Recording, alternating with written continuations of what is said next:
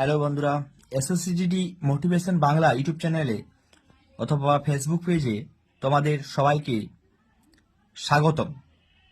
আমি আজ সাধারণত এসএসসিজিডি সিলেবাস নিয়ে কথা বলবো।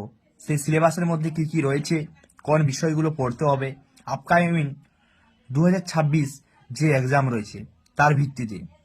তো আজকে প্রথমে আমি যে সিলেবাস যে পার্টটা রয়েছে, যে সাবজেক্টগুলো যেগুলো পড়তে হবে সেটা নিয়ে আমি প্রথমে তোমাদের সঙ্গে আলোচনা করি।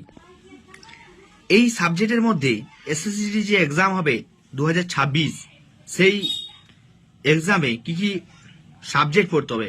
প্রথমে যেটা রিজনিং আছে, রিজনিং সেটা 20টা কোশ্চেন আসবে।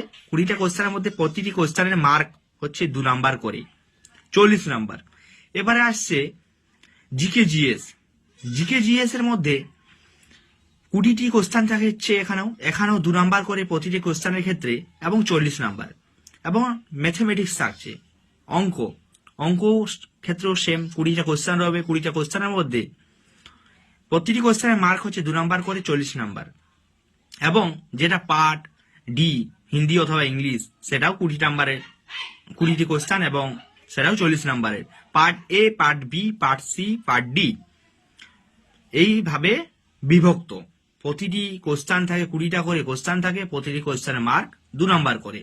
তাহলে টোটাল 160 নাম্বারের পরীক্ষা হয়। টোটাল 160 নাম্বারের পরীক্ষা হয় এসএসসিজিডির ক্ষেত্রে। এখন আমি কথা বলবো যে রিজনিং এর ক্ষেত্রে কোন কোন চ্যাপ্টার গুলো পড়তে হবে। ক্লাসিফিকেশন পড়তে হবে,